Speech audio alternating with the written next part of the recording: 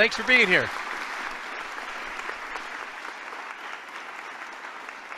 Well, thank you for inviting me, and I particularly want to thank Doug for getting this idea of having swapping demos. He gave us a really good demo a couple weeks ago, and really appreciated that. I'm hoping this demo will be acceptable. So today what I'm going to do is talk about making pencil boxes. This is based on, I was going to do this sharing screen, but it turns out I think it's better just to do it this way. It's based on an article in, which was in the American Woodturner back in August of 2018. Oops, what am I doing here? Turning it backwards. So it's, the article's by Beth Ireland, and she did a really nice job. I really enjoyed reading it. I had the magazine sitting out, and my daughter came by and said, "Are you going to make some of those pencils? They look really cool." And I said, "Yeah, I'm going to make some." I had no intention to before that, but I looked at these and I thought, I'd kind of like to do it a little different way. And so what I'm going to do today is talk about how I do it and talk about how Beth Ireland does it as well. So let me show you a couple of them to get started here.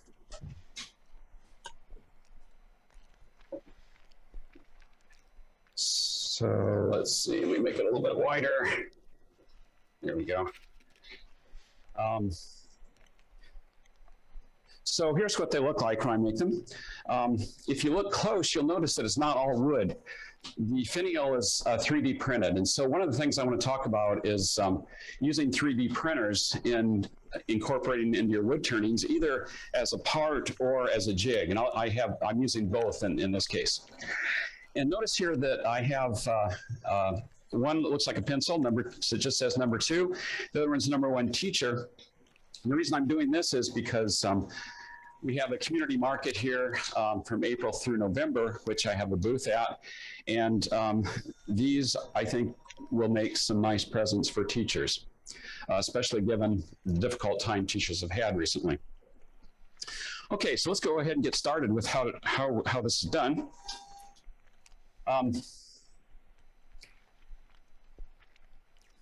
So the first step is to make the body of the pencil. So you need to make a hexagonal shaped blank.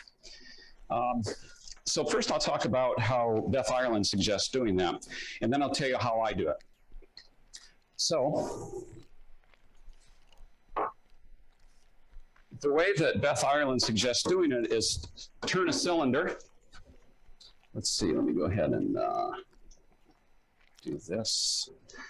Once you turn a cylinder, and I've already done that just to save some time, and you turn the cylinder into a hexagonal cylinder. So I'm going to mount on the lathe on centers, and can you give us some idea of what diameter and length you're using? Yeah, on the ones I make, the diameter is, okay, if you go from corner to corner, from one corner to the opposite corner, it's 66 millimeters, which is about what, 2 and a half inches, say, something like that. But you can make them whatever size you want. I mean, you know, if you want to make them larger, you can make them larger, you can make them smaller, you can make them any length you want. I guess I should make it so you can read it. So it really doesn't matter. Since I'm using 3D printed finials that are 3D printed, I always make mine the same size. They're always 66 millimeter diameters. Okay, so this piece isn't 66. I just turned one the other day so I could show it. So what I have to first do is mark 6 lines in here that are equally spaced around the cylinder. There's several ways of doing it.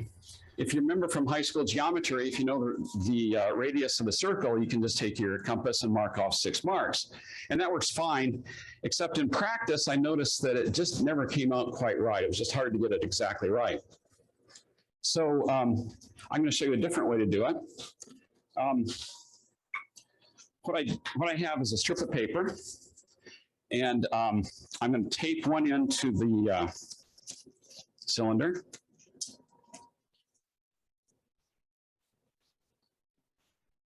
And then I'll just bring it around, and I'll mark where they meet.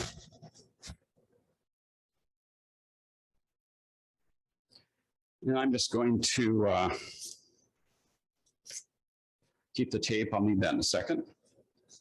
So I'm going to fold this over where the mark is. I don't know if you can see the mark or not. Maybe not. I can't see it through my video of it, but anyway, fold it over right there. So now I'll retape it, and my tape fell, so I'll use a new piece. Oops, sorry, I'm not ready to retape it yet. What I'll do first is I'll take this piece of paper, I'll cut it, I'll fold it in half. So I want this paper in 6 equal lengths. I could just measure it and divide by 6 and mark them off, but it's easier if you cut it, if you fold it in half. And then I only have to cut it in 3 pieces. So I'll measure this, and it is 30, oh, how convenient. It's 36, oh, I'm sorry, I got the wrong scale. It's not so convenient. It's, oh, convenient. It's 9 centimeters, so 1/3 of that turns out nice. It's just 2. So I mark it every 2. 2. Wouldn't 3 be a third? Sorry, every 3. Okay. Believe it or not, I taught math before I retired at university. So I think I can divide by 3, but I didn't do so well there. Okay, so I divided by 3, and 9 divided by 3 is 3, so I mark it every 3 centimeters. And then I'll mark the back. I'll just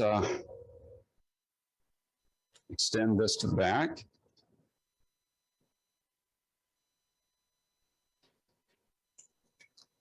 And then I'll mark this one. And now I have 6 equal marks. Okay, now before I tape it on, I want to point something out. If you have a pencil, the way pencils are made, they're made of 2 pieces of wood that are glued together with the lead in between. So I always make mine so that they're 2 pieces of wood glued together, so it really looks like a pencil. So let's see, can you see it here?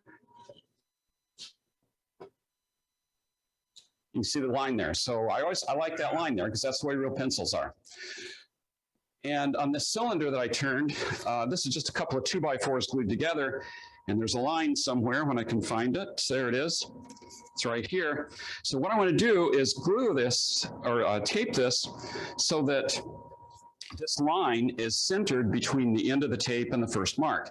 That way, that line is right in the center of the pencil, of the hexagon. So I'll take my tape it on, and I'll just mark it around. So here's the first spot, second one, third one, fourth one, fifth one. And why didn't that come out? I don't know, I must have done something wrong here because I've got a gap here, but I'm not going to go back and do it again because I'm just illustrating how to do it. So if I were doing this for real, I would try it again. I don't know what, I must have pulled it wrong or something. Anyway, I want to get these 6 marks. Once I get the 6 marks, I'll just put the tool rest up and just put a line for each one.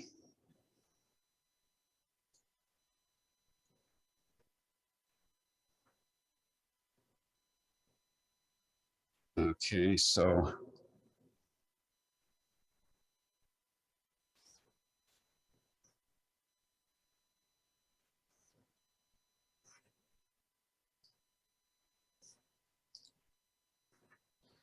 okay, so now I've got these 6 marks. So the thing to do now is you have to take off, make them flat, make each of these flat. And you can do it with a number of ways. You can use sandpaper and sand it down. You could use a rasp, you could use a file. I'm going to use a plane, a hand plane.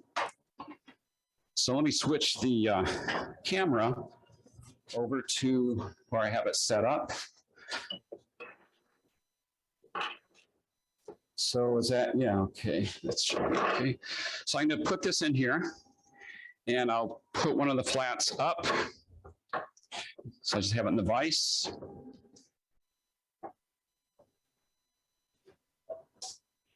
And it doesn't take long to make this flat.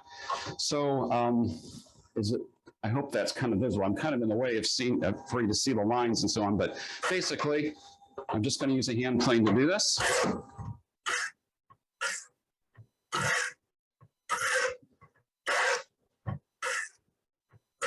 I don't do much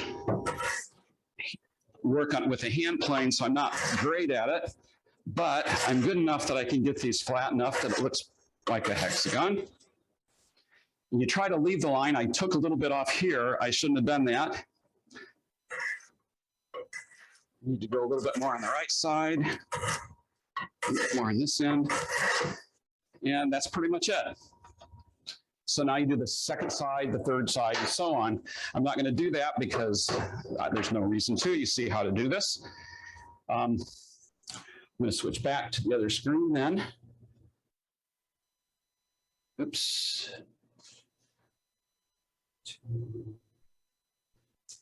So you can see that it's flat there. You do all six, and I have one here. Here's one I've done with the plane. You can see that you can get it pretty good. It's hard for me to get an exact hexagon, but it looks pretty good. Okay, so that gives a hexagonal cylinder to start with. Now, I do it a little differently, and I want to talk about how I do it. So I sent a handout. I don't know if you've seen that handout or not, but it uses a little bit of high school geometry to make this. So this is the handout. I'll zoom in a little bit. So the idea is I start with a square, and I have one here. And again, you see that I have it glued right in the center. So I have actually, this is just 2x4s. When I originally started making these, I was going to use 2x4s because I thought it's inexpensive. I'm going to paint it anyway, so the grain really doesn't matter too much. But they're kind of soft, so they dented easily. So I kind of quit using 2x4s. I use hard maple now. So I make this square. So the way I do it is, I take the square, I'm making a specific size. The width I make 66 millimeters. The height I make 57.2, as close as I can get. And if you do that, then you can cut these corners out and you'll get a perfect hexagon. So I just do this on the table saw. So here's the key formulas. Let me just go through this real quickly. I don't know if you can read this on your screen very well or not, but I'll say what they are. So first, the side length, that's this length here, would be on the hexagon, that would be the length of one of the sides. So that side length is just the width over 2. The width is the distance across opposite corners. So that's the way it works out. If you take the ratio of the height, that's the distance from here to here, divided by the width, that's this distance, that ratio should be square root of 3 over 2, which is approximately 0.866. Okay, so when you're cutting a hexagon, you decide on the width. My width here is 33 millimeters, which is what, an inch and, I don't know, 3/8 or something. And then you the width is determined by taking 0.866. Sorry, the height is determined, let's see, decide on the width. I'm getting a little bit wrong here. Decide on the width, that's this distance, yeah, that's 66 millimeters, sorry. The side length is 33 then, it's half that. So, Neal, can you move the paper over a little bit? Yeah, your picture in picture is covering half the paper. I should be. There you go. Yeah. Okay. Sorry about that. That's okay. All right. Okay, so here's the formulas. The width is, I take 66 millimeters. The height is 0.866 times the width. Whatever your height is, you just use this formula to get what your width should be. And then you set your fence at 30 degrees, 3/4 of the width. Okay, and if you do that, you do the 4 cuts and you get a perfect hexagon. Now, I don't do any measuring. What I do instead is I use some jigs. Okay, so first of all, I have a jig that's the size, the right size. So it's 66 by 57.2. I 3D printed this, and the 3D printers are actually pretty accurate. So it's pretty close to that. So if you put this on top of the, on top of the blank, it should just fit. If it doesn't, what's going to happen is when you cut the corners, they won't come to a sharp point. They'll either be rounded or else they'll be, or maybe a side will be too small or something and won't be quite right. So you want it that size. Okay, then when I set my saw blade, I use this jig. For this jig, so here would be the, I'm doing that again, here we go. So here would be the fence. Here's the saw blade, and I just set that on the table and move my fence so that my saw blade is just right along here. Okay. And then I cut it. I just do. Is this for cutting the end, like where the lead comes out? Is this what you're doing now? No, I'm sorry. I'm cutting the 4 side, the 6 sides. Oh, okay. Oh, okay. This is the other way of doing it. I got it. This is the second way of doing it. Yes. Right. Okay. So what angle did you set your table saw blade at? 30 degrees off the, I'm not sure if it reads 60 or 30 degrees actually, but it would be 30 degrees off of the, off a perpendicular. Okay. So it's this, that's the angle. So you can see this is, yeah, it's 30 degrees off perpendicular. Okay. So I run it through the saw 4 times. There, turn it around, go it again, turn it over, run it through, turn it around and run it through again. Okay, does that kind of make sense? Questions about that? Okay, anyway, it works well. You can nice cylinders out of that, nice hexagonal cylinders. And this could be used for a lot of things. For example, if you're making a tool handle, you could make a hexagonal tool handle very easily that way. You just want to make it a little bit smaller than what I make in these boxes probably. Okay. So that's how you do that. Okay, so let's assume you have a blank cut for the hexagonal cylinder. The next step is to, let's see, I guess I'll use one. You can either paint it now, or you can paint it in a little bit after another step. I often paint it now because why not? I already have it made, I might as well paint it. So what I'm going to do is mount it and put a tenon on this end and sharpen this end. So let's do that. Let's see. And what I like to do is look at it first and see if there's any flaws. If there's flaws near the end, if I put that on the end where I'm sharpening it, then I kind of get rid of those flaws. So I just kind of look at it a little bit and see, this looks pretty decent. I think I'll make this end the sharpened end, no?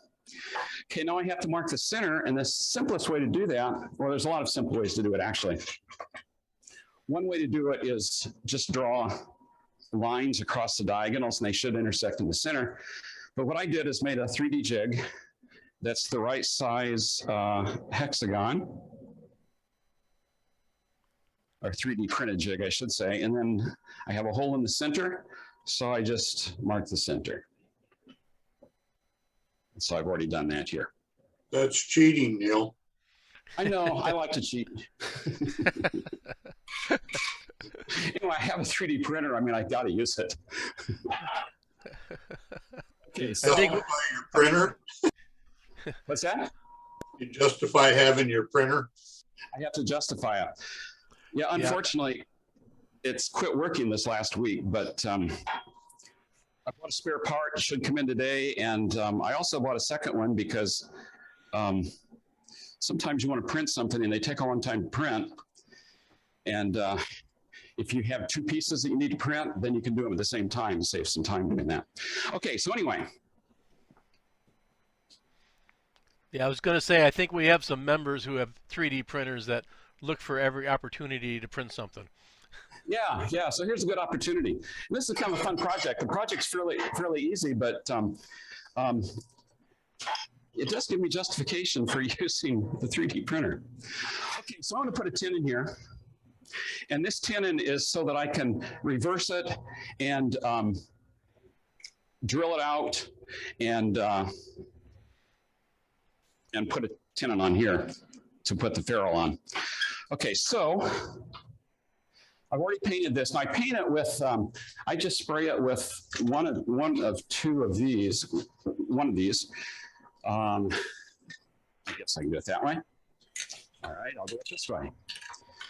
So I just get this Rust-Oleum, either the 2X Golden Sunset or the Rust-Oleum, there, Sunburst Yellow.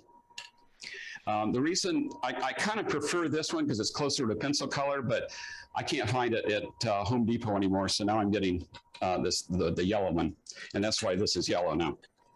Okay, anyway, but you can paint it with whatever paint you want. That's just what I use. All right, so I need to cut a tenon. I have to be kind of careful here because if you're not careful and you split some wood out, just a little bit of wood, you've ruined the surface, and it's not going to look good. So here's what I'm going to do. I have my skew chisel. Let's see, maybe I can do better than this. Okay. So I'm going to come in like, can you see the, I can't see it. There we go. You can see the angle. This face, I want it to go perpendicular to the axis. You have to move that camera down a little bit.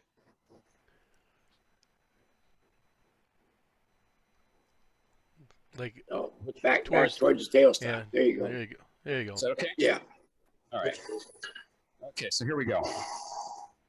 So I'm going to start at the end and just kind of cut in a little bit, then I'll cut this way.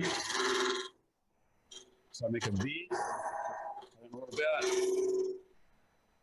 Now I'm going to flatten that out. Okay, a little bit here.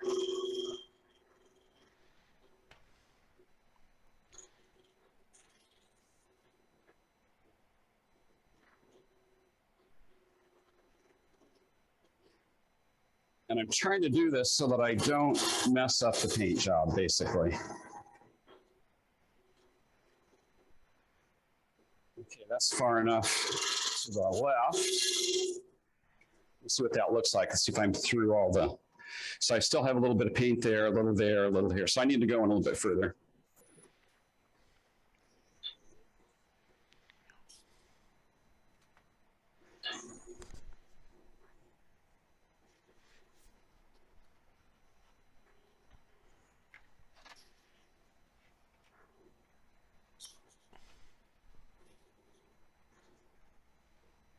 So I want to get through all the paint so I don't chip any off.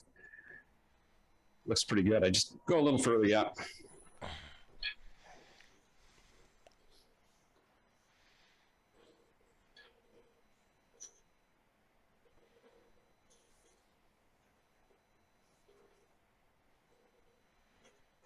And I forgot an important part of turning, and that is to wear my face mask.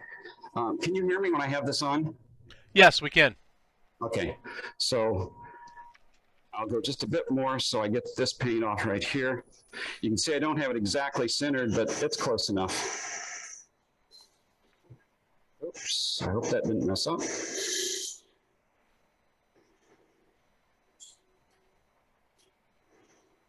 Okay, once I'm through the paint, which I think I am. Yeah, so I kind of put a little groove there. Now this is the end I'm going to sharpen, so I don't mind that right now. But when I'm doing this other end, I got to be more careful. Here I have, I don't know if you can see that very well, but there's a little scratch right there. Okay, so I'm going to put a tenon on. It's a dovetail chuck, so I have this tool which has an angle on it that gives me approximately the right angle for the dovetail. And there's my tenon. Okay, so I'll reverse it.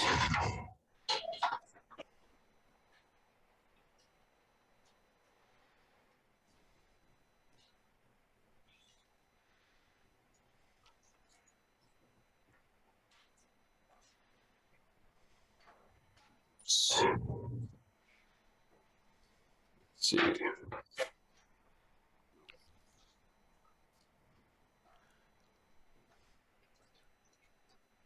So Neil, while you're doing that, Yeah. your paint color on your pencils, you might want to make some red pencils for the teacher model. Yeah, I thought about that. I have one. Where I have a red, I didn't make a red outside. I thought about making a red point here. Absolutely. Notice that, you'll notice in this one that it's been chewed. That was my intention. My intention was to make it a regular one, but when I was sharpening the pencil, I had it mounted here and I cut this off, went flying off the lathe and hit the bed. And I thought, okay, I ruined that one. And I thought, no, I didn't. People choose pencils. So I kind of put these holes in to make it look like it was chewed.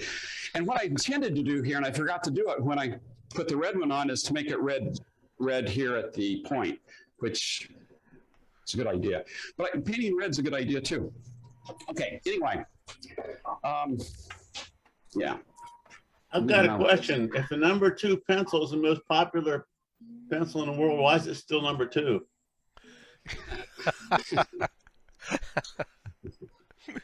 That's a joke you can tell. You can tell that joke at your next demo now, Neal. Yes. Well, the reason is because pencils aren't popular anymore, so they're number 2. People use computers to write. They don't use pencils. Oh, that's bad. Yeah. It is bad. Okay, so I'm mounting this, and I didn't quite tighten it because I want to make sure I get it on the center here. So I put my tailstock up to hold it at the center, and let's see, I'm going to be working here. Maybe I'll move it over a little bit. Oops. Oops, that's the wrong way. There we go. Okay. So now I have to be more careful making this tenon. I'm going to make a tenon first, and I want it to fit my ferrule, which is here. And I have a recess already made. Now this is 3D printed, so it has a fixed diameter, and that's the diameter I need to make there. So I'll make a tenon that size so I can glue it on. Okay, so I'm going to do it the same way, except I'm going to remember to put my face shield on. Did you remember to tighten the chuck? To do what? Tighten the chuck? To tighten the chuck. I think I did, but I'll check to be sure. You can't be too careful. It could have been a little tighter, so it's better. Okay. So let's put this tenon on. I'm going to do it the same way. I'm going to make this edge as perpendicular as I can to the axis of the lathe. Just come down a little ways.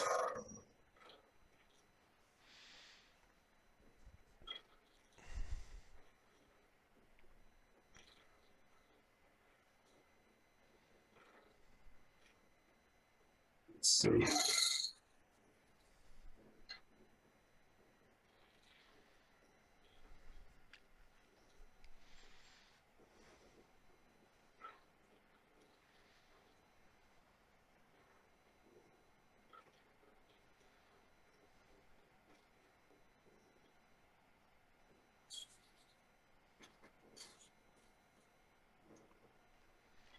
Let's see if I'm all the way through yet. Yes, I am. Can you see it's a little curve there? It's Yes. not straight? So what I need to do is come in straight. I'm coming in a little bit of an angle, and that's why I get that curve. And if I have that curve there, when I put this in place, it's gonna show. So I want that as close as I can to straight.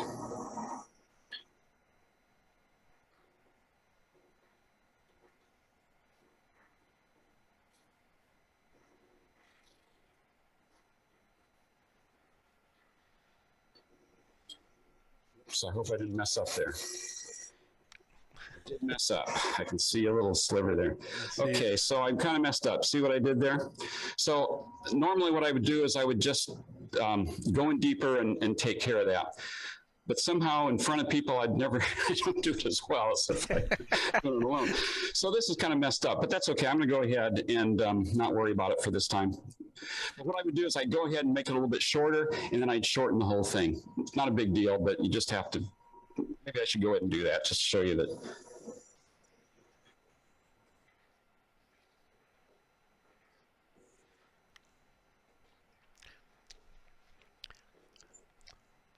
I'm a lover of CA glue. I would have just glued that little piece in there.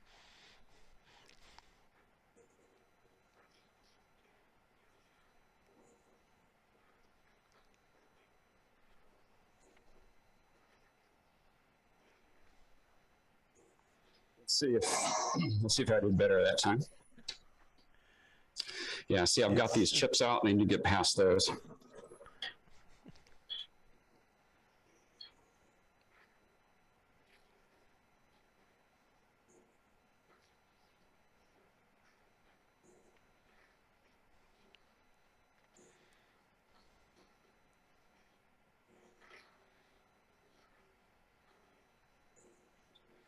Okay, let's see how that looks. Okay, I just need to straighten it up a little bit and take just a little more off.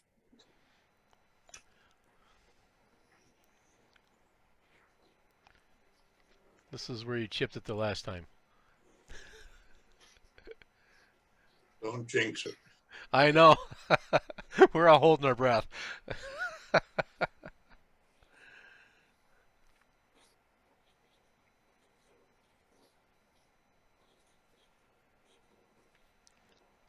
Okay, I think that's going to be okay there.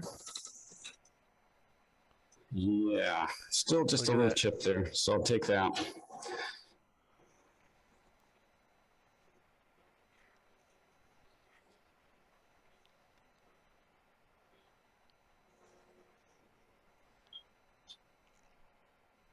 Okay. All right, so now I'm going to go ahead and shorten this. Let's see. Oh, I think I'm going to, I'll shorten it in a minute. Clean it up first and fit the tenon. So, okay, so I need to take a little more off, and probably the simplest way to figure out how big make the tenon is to measure this, the ferrule, and then come across here. And you touch it only on the left side, and oh boy, it's close. What's wrong? So,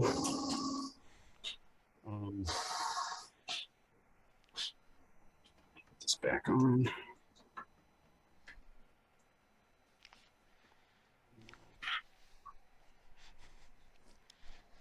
Oh, I still have a little chip there, but I'm not going to worry about that today. So I'll take a little bit off here. Should be close now. Put it up here. Yeah, it's a little bit too much there, but that's okay. I've got a ways here to go, so I should be able to get it to fit here in a second.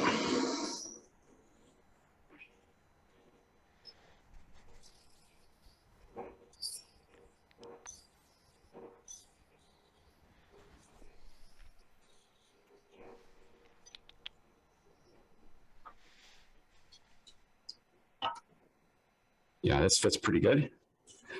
So I think I'm going to go ahead and drill this first, and then I'll shorten it. So I need to drill it whatever the inside diameter that you want is.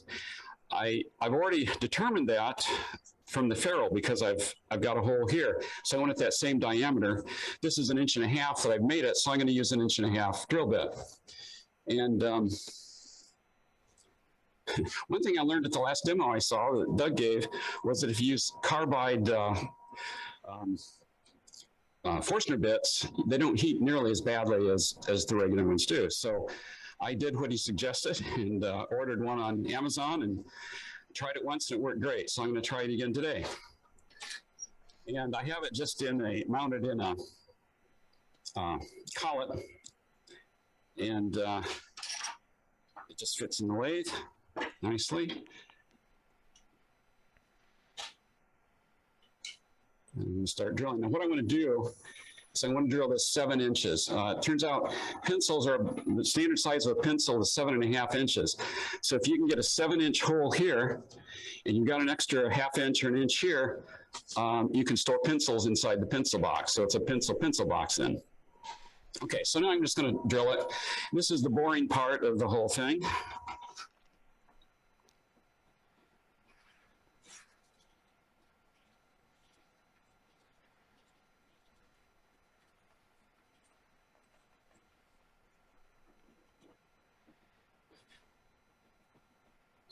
Let's see.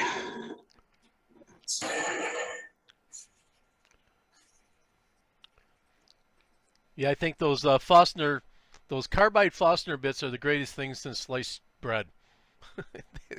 They are so nice. This does heat up some. I get a little bit of smoke, but not much. I used to get a lot more smoke, or else I'd have to use a smaller bit first and then do it again with a larger bit.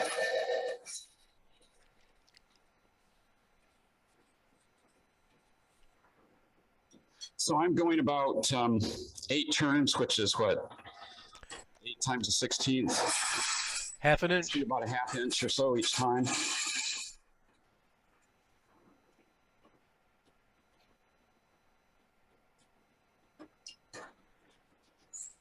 The wood I'm using here is cherry. There's no reason in particular I'm using cherry. I actually kind of prefer to use a lighter wood like maple. Hard maple is good.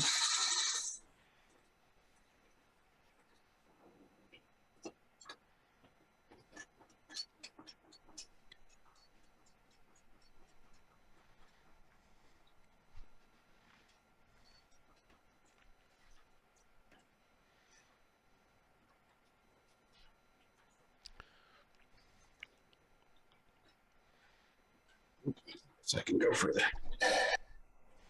Notice here's one of the reasons that I'm using 1.5 inches. It makes it so that the quill goes inside, so I can drill it much deeper.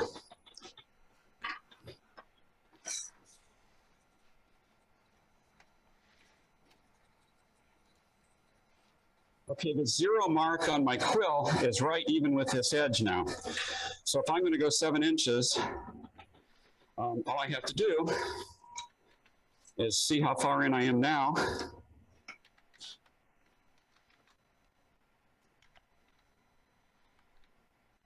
Which is which is 4 and about 1/4. So if I take 7 minus 4 1/4, what's that? 2 3/4. So when I'm drilling, when this edge is at the 2 3/4 inch mark of the quill, then I know I'm at 7 inches or close to it.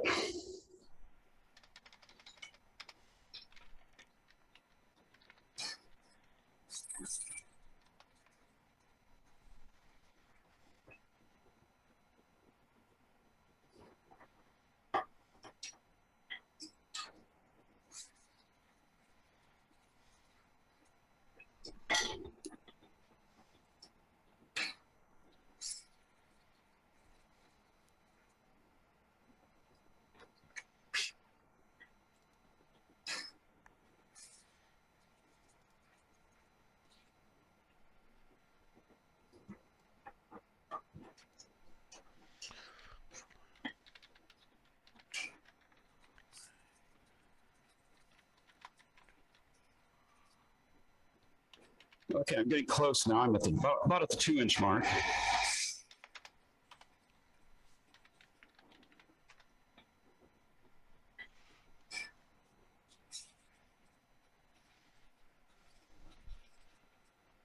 And I'm at the 2 3/4 inch mark. So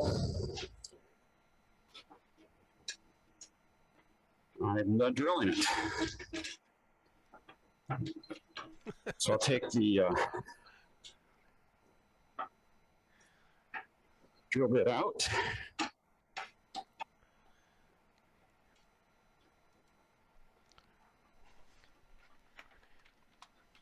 Just takes a minute.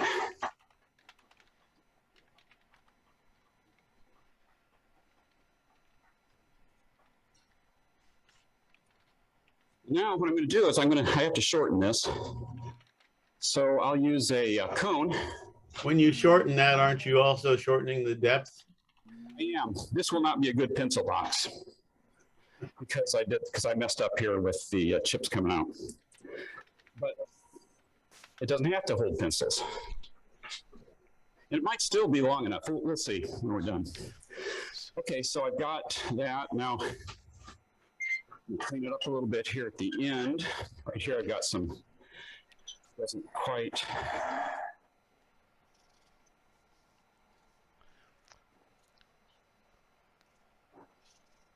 Okay.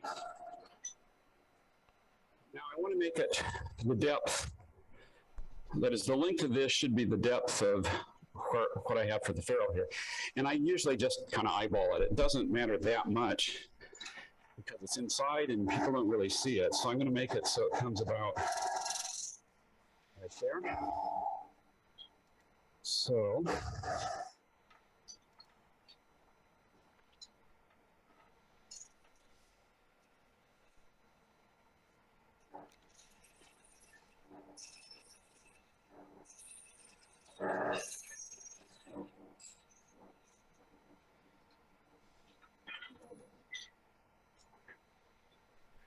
So if you screw it up like I did, you can kind of fix it.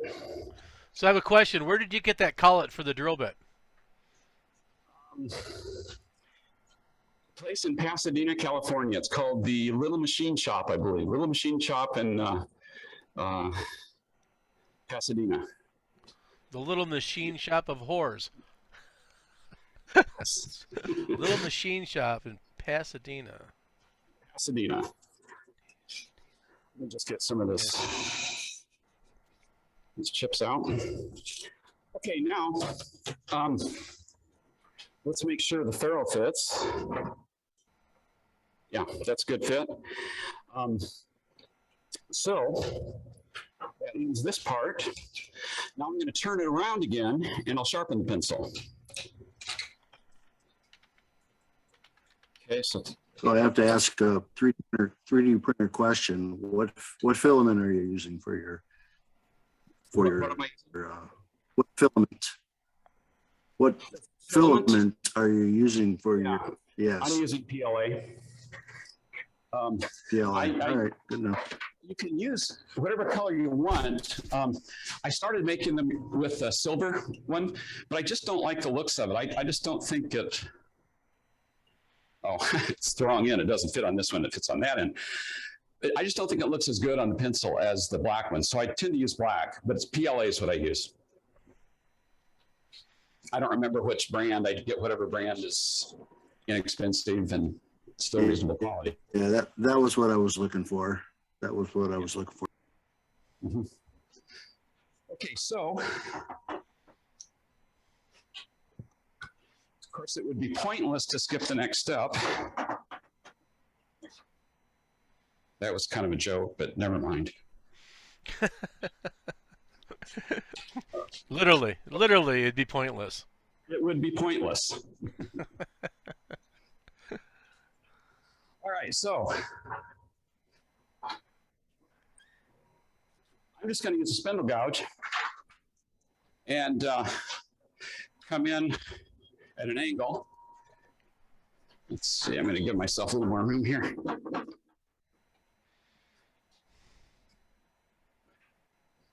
And I'm just going to come in an angle and just like you're sharpening the pencil. Okay, so I'll put my face mask on.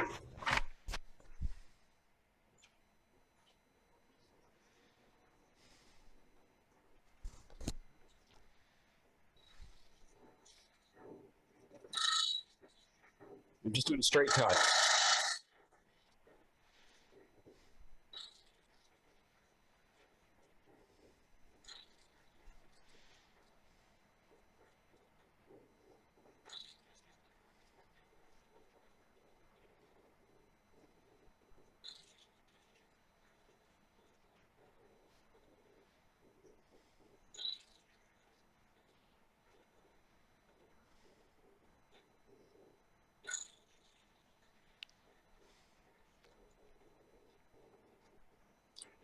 Okay, so I have it almost sharp. Let's see, I'll take one more here.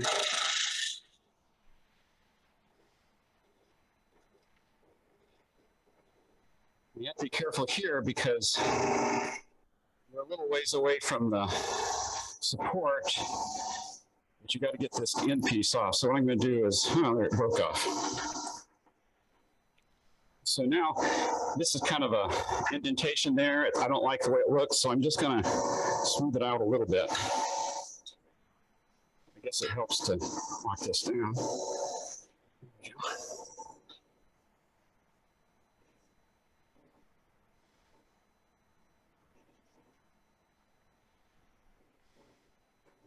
That's good enough.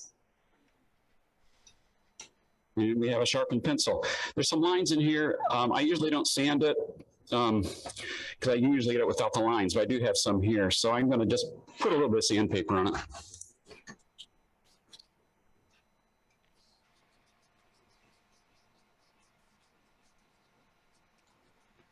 How long is your 3D printed ferrule?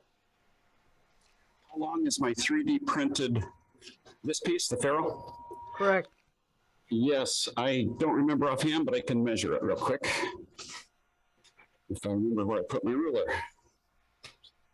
I think it's about 2 inches, but let me check. 2 inches, it is 2 inches. And again, you can make it, you know, if you're making it, if you're making this out of wood, you can make whatever size you want. I'm going to talk about that in a little bit. If you're making it on a 3D printer, of course, you can just adjust your design to make it whatever size you want as well. But I'm making it 2 inches. Okay, well, let's see, where was I? Okay, here we go.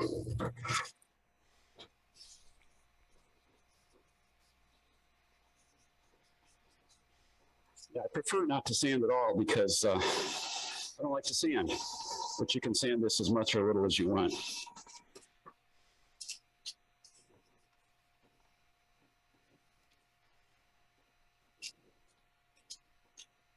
Okay, that's good enough.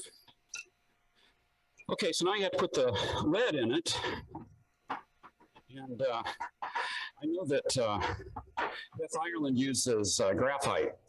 I don't use graphite, I just use a black marker. Just a Sharpie. And so all I do is just get it spinning. Put color on it. And again, you can use whatever color you want. If it's for a teacher, you might want to make it red.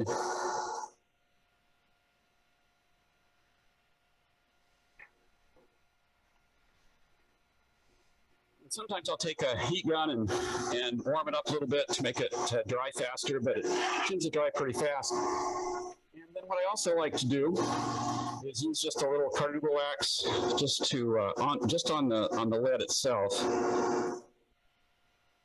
kind of seal it in. And I'll take a paper towel and just polish it a little bit.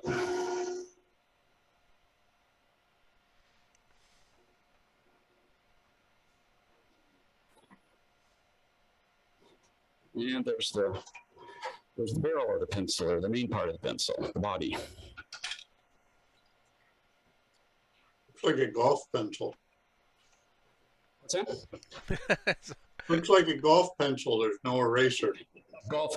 Yeah, if you stop here, it's a golf. So you don't even have to hollow it. Okay, so now you can see what it's going to look like with the ferrule on it. So next step is to make a ferrule. Well, I 3D print it, so that's an easy one. It's already made. Now, if you're not using a 3D printer, if you want to make the ferrule out of wood, I'm going to talk a little bit about how to do that. So I'm going to take this mask off, or this face mask off real quick. Here's one that I made out of wood.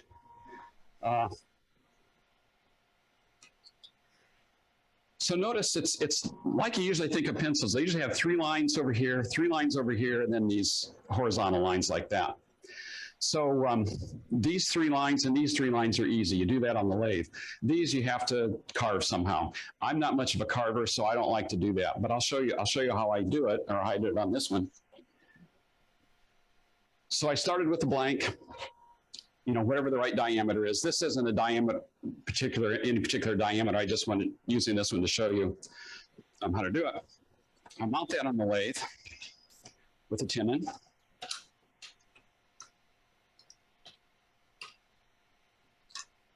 I drill the hole. I pre-drilled the hole so you didn't have to watch. So you didn't have to watch the boring part again. And now what I want to do is mark where these lines go. Now I drilled it. Let's see how far it goes in.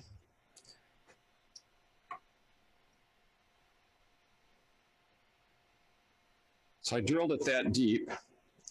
So I can mark it here.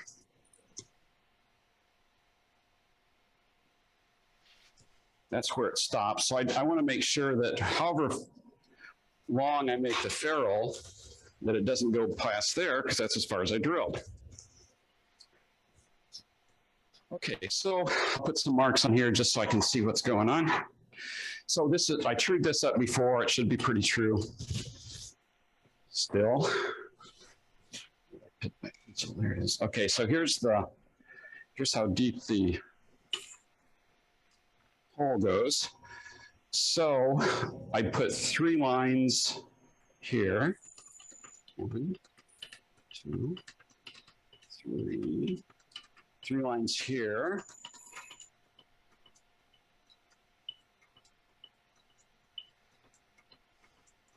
Yeah, I can see this is a little bit off. This isn't exactly round because I remounted it on the lathe, but it's good enough for our purposes. And now what I'm going to have to do is mark horizontal lines. And I'll do it the same way I did on the pencil with the 6 lines. So I take a piece of paper, wrap it around.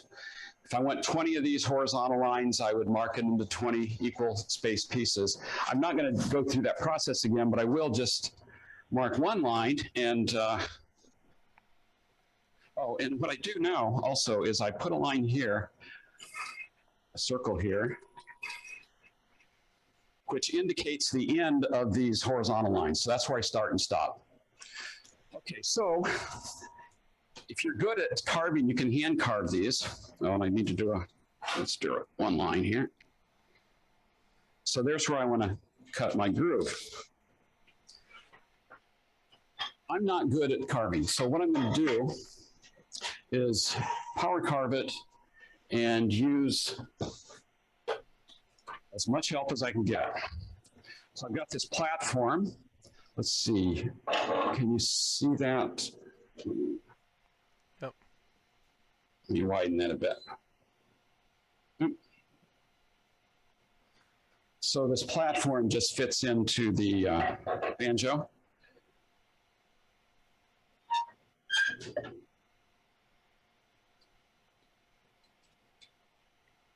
Okay, so I can go back.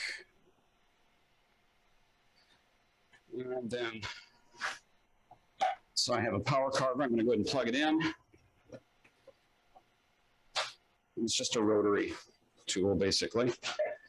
And all I do now is I just slide it along here. So let's see if I can turn it on. There we go. Okay, so with one hand, I'm going to hold this the lathe solid so that it doesn't turn, and then I'll just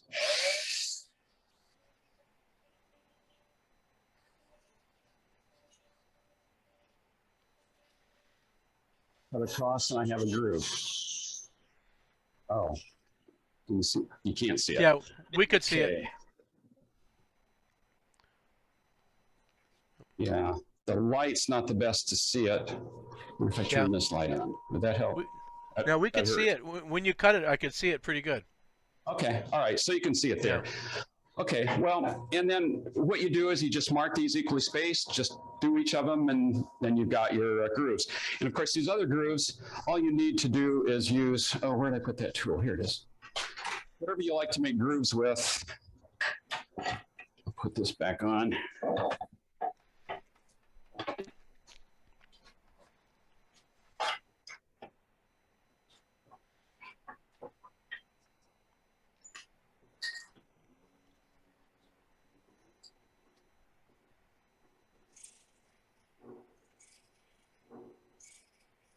Just make these grooves. And you sand it, part it off, and you have it. This is a 2x4, so it chipped out pretty bad, but if you use a good wood, then it doesn't do that. Okay, so yeah, we have a question. Yeah. Would you be willing to share your 3D printer G-code files for your ferrule? Yeah, did you get those handouts I sent you? I can't find them. I'm looking, and I'm just went through all your emails. I'll send them to you again. But okay. If you go to Thingiverse, and I want to make sure I get this right. If you go to Thingiverse, and then let's see, where's it? Well, let's see. I've got it here somewhere. Okay, here we go. Thingiverse.com and search for wood pencil turning kit, and it'll pop right up. So that's where your 3D files are at. Yes. Yes. Okay. And you can just download those and print from those. I think you have to slice them. I don't think I sliced them for that, but anyway. Okay. If you know how to 3D printing, you can do it from there. If you could forward me that again, that'd be perfect, and I'll send that out. Okay. Yeah, I'll do that after we're done here. Okay, so that's how you do these. So this is the main reason that I don't use Beth's method, because I don't like doing all the carving. I really like to use a 3D print. The 3D printed ferrule I think looks really good on the pencil. If you have a real pencil, the material for the ferrule is different from wood. It's not wood, so this kind of gives that look, which I like. Okay, anyway. Let's see. So what we have now so far is we have the pencil, we have the ferrule. Now we need to have an eraser. So here's an example of an eraser. Goes on there. And what I've done is I have a 3D printed insert that goes in the eraser.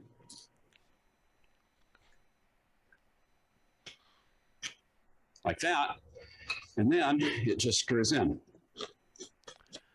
So it's a threaded box, really. Okay. And again, that's in Thingiverse. So that's one of the. Ooh, I'm having trouble getting it out. It's a good tight fit. There it goes. So this is what we have to make: an eraser with. Hold it in the middle. There you go. With a 3D. With the removed material to fit the 3D insert. Okay, so I'll describe how to do that now.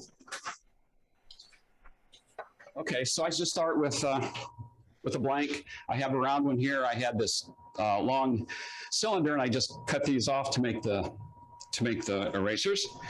And so I'm going to find the center. I'm going to find my pencil first. Well, I usually have a lot of pencils. Should be in your pencil holder. Yeah. Don't you have a pencil box? Put those in?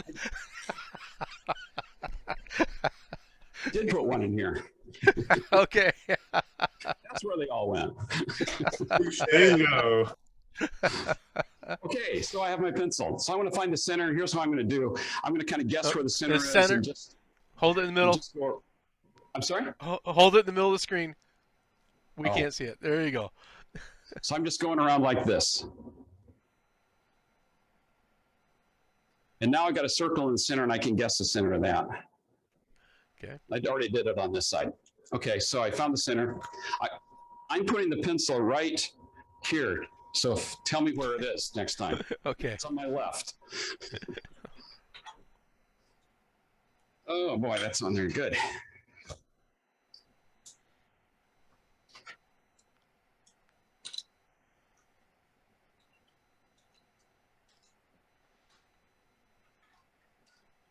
There we go. All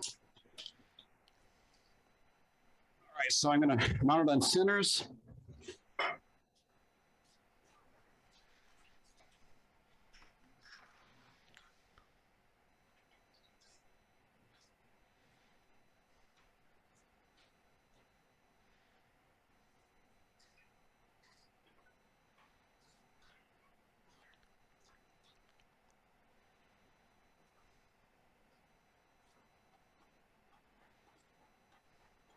So a little bit of workroom there.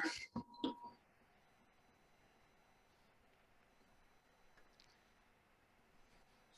I want to put a tenon on it. I see I didn't get it perfect. It kind of wobbles. You can probably see that.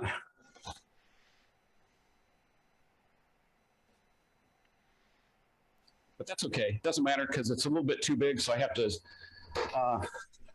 shorten it anyway. So I'll just use a roughing gouge and get it smooth.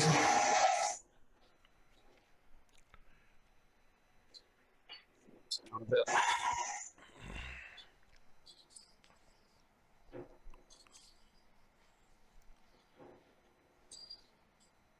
That's good enough. Put a tenon on it.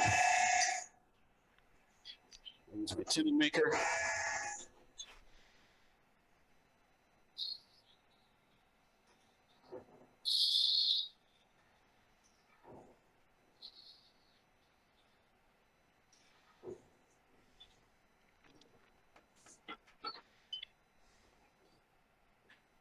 So, let's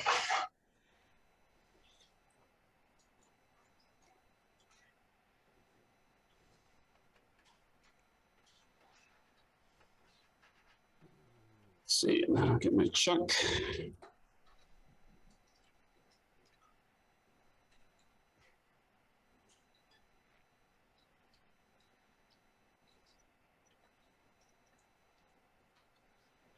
Okay, so the way it's oriented is like this. So, sorry, like this. So what I'm going to do is work on the insert part. But before I do that even, I want to make it the right diameter. So the ferrule is going to look like this, and it's got to be a little bit smaller diameter than the ferrule. So I'm going to have to make it a little bit smaller. So I'll just work it down a little bit. So it looks about right.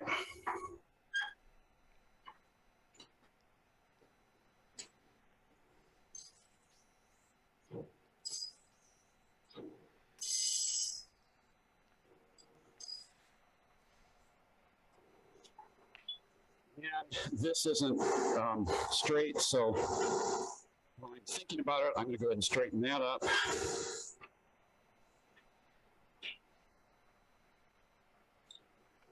Spindle gouge.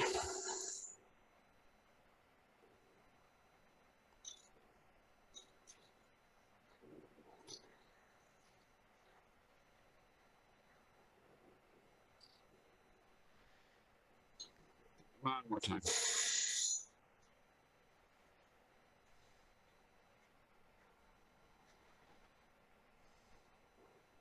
That's good.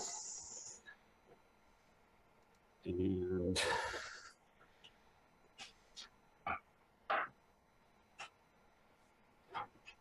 well, let's see how the diameter is. Where did I put my ferrule? Here it is. Still a little bit big.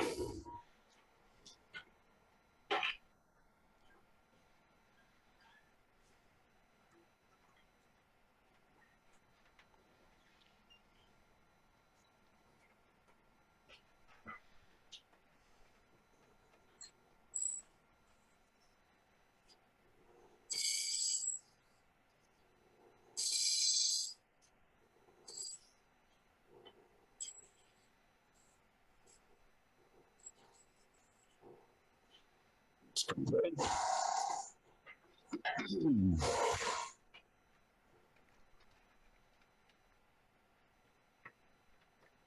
Okay, that's good. I just want just a little bit of hangover there for the ferrule. Okay, so now I want to drill out this hole. This is a 1-inch hole. So I use a 1-inch drill bit. This one's not carbide because I only got my carbide bit, 1-inch carbide bit last night. It came in from Amazon. And I thought I don't want to try it the first time when I'm doing a demo. So I'm just going to use this one. And let's see. I need to make it deep enough so that this surface will be right along here. So let's measure that. So that means I want it to be at least 1.25 inches. Okay, so I'll make it a little more than 1.25 inches.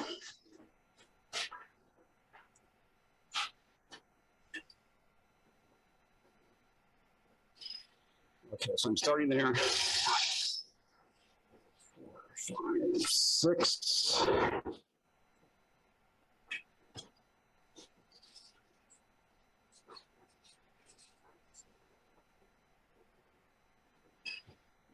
You see the smoke coming out. You definitely can see the smoke coming out now. Put a little bit of wax on that, that helps.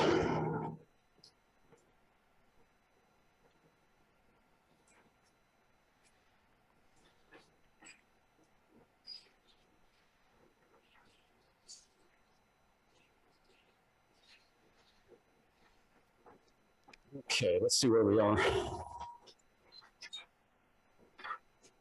I wasn't counting, so I don't know exactly how deep I am.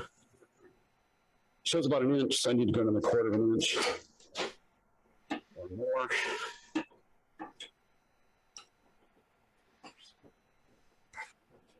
So if I turn it 6 more times, that should be enough.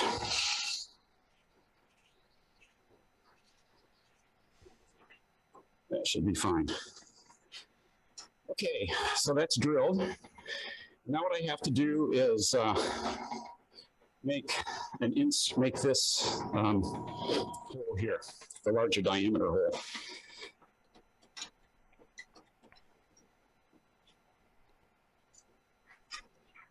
And I used to think I wanted to make the hole so that when this is inserted, that the wood and this edge of the plastic line up just perfectly. That way, when you screw it, if you over tighten it, you're hitting on that plastic rather than on the wood. Because if you hit on the wood, I thought, well, if you over tighten it, you could break this loose. But I've kind of decided with epoxy and a good tight fit, it's not going to happen. So I'm not too particular about this height for this hole. I just want to make it enough so that it'll go at least as far as the bottom of this. Okay, so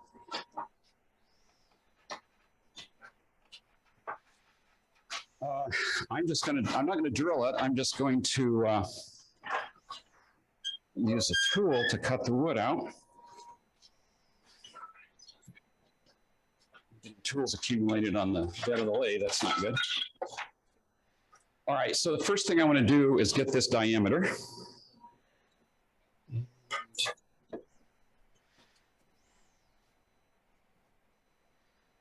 Okay, there's the diameter. So I'll mark it on here. Mark it with the left side so it doesn't, I need to draw a little more. Right there. That looks pretty good. So you can use a parting tool or whatever you feel most comfortable using. So I have this, it's basically a parting tool that I'll use. And I guess I should put my face mask on.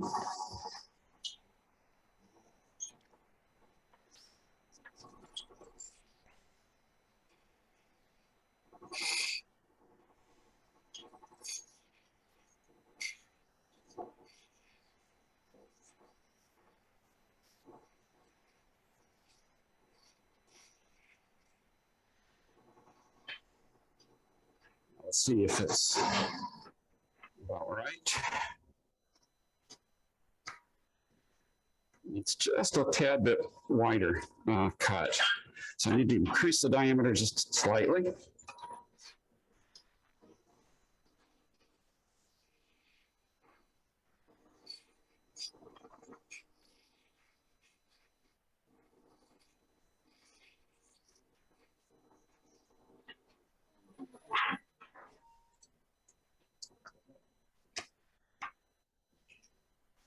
Still a little bit small. We probably need to go a little deeper too, so I'll do that.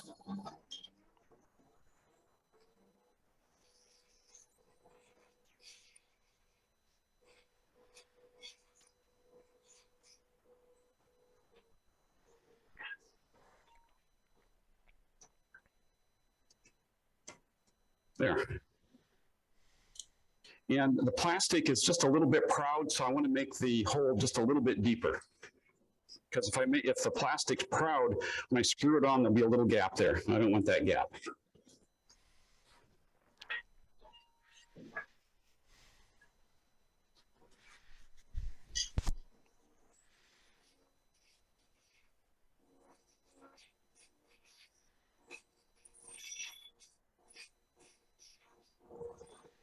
That should be good.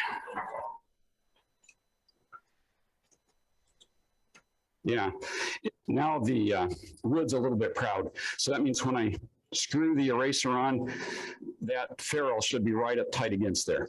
Shouldn't be any gap. Okay, so now what I have to do is reverse it again and put a bead or half bead on this end. So unfortunately, this hole is too small to just mount on here. So what I'm going to do is use a little smaller chuck.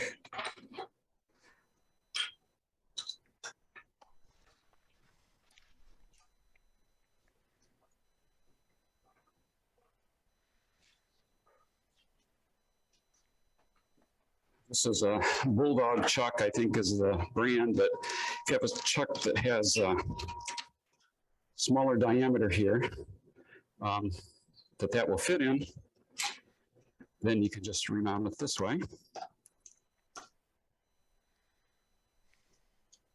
Okay. And make a half bead here.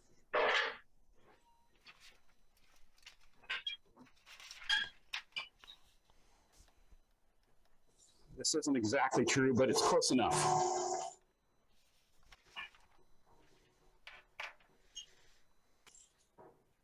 Higher.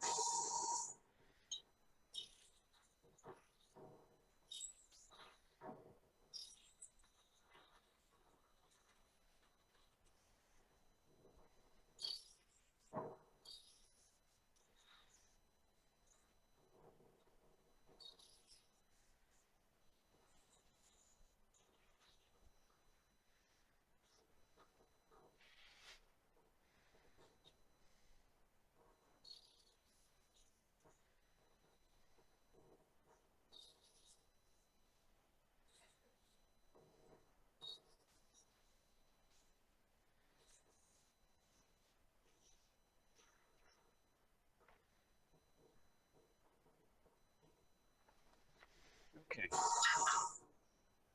So at this point, I would sand it. Maybe I'll just give it a quick 120 sand just to kind of even out a little bit.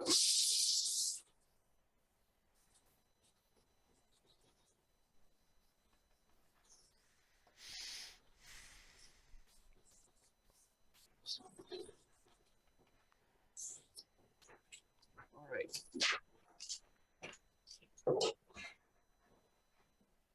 So that's basically it. One more step I want to do, and I kind of forgot to get this out, so give me just a second. I'll be right back.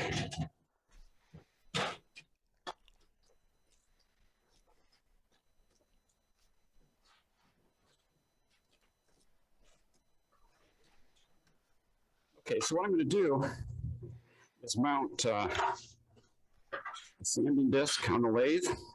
I usually just use the belt sander, but I want to show if you can use this just as well. So what I've done is I've turned a cylinder, drilled a hole, put a bolt in, and the bolt has the right threads for sanding disc.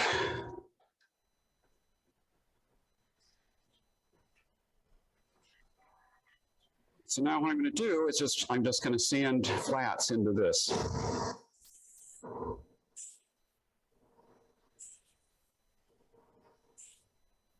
Just kind of a random places.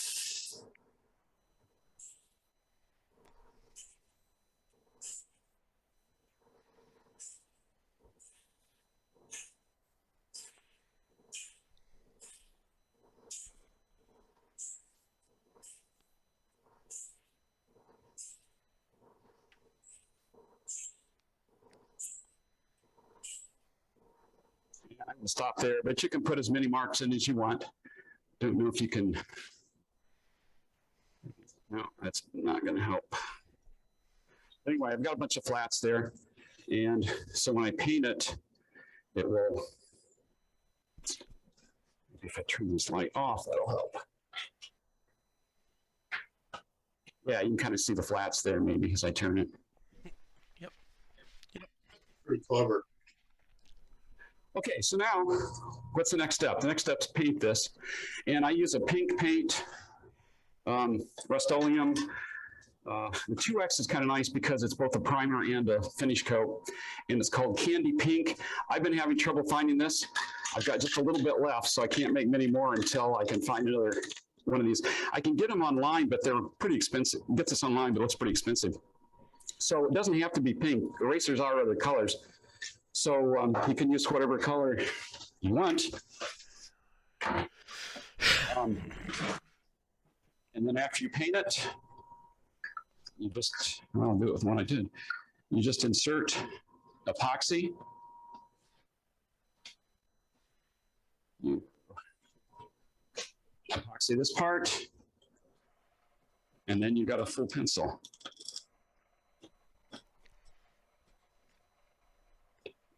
Now in this case, I have little chip outs here. So if you get a marker that's close to this color, you can just kind of put that in. It would probably not be noticeable. So that's probably what I'll do is I'll probably get a yellow marker and just kind of touch that up a little bit. And then what I do is I personalize it or put a number 2 on it.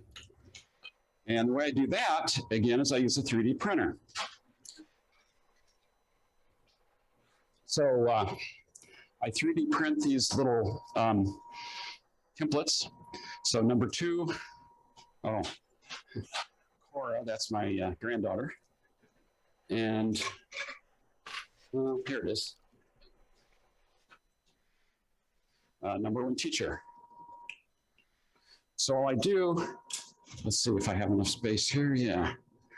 So I tape this on, and the thing to remember is keep the point to your left.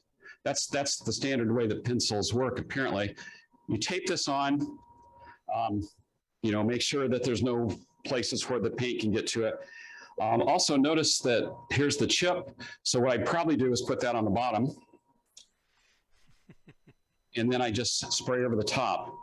When you're using the spray paint, you have to be careful because it tends to run. So a good idea in this particular case, now this isn't always a good idea, but I used this black paint. I actually read the directions. Before, the first time I didn't read the directions, and I had paint that would kind of smear underneath, and it made a terrible mess. The directions say you do it very lightly. Just go about 1 coat lightly, wait a couple minutes, go to another coat, wait a couple minutes, get another coat. And if you're patient, you can get a pretty nice looking job on that. So I have this template also on Thingiverse, so you can download that as well. And if you, I also did this, I did all these designs in Fusion 360. So if you have Fusion 360, I put the Fusion 360 file there so you can modify it as you wish. Okay, so Oh, and also what I do when I sell these is I give people the option of personalizing it. If they want to put, you know, #1 teacher, Mrs. Smith, you know, I can paint that on. So are there any questions? No, but Nice I wanted to say demonstration. it was an excellent demo. Oh, Yeah. thank you. Very I nice was kind of job. nervous at the beginning, especially. So I hope I was understandable and not blabbering or anything. Yeah, we got it. It was very nice.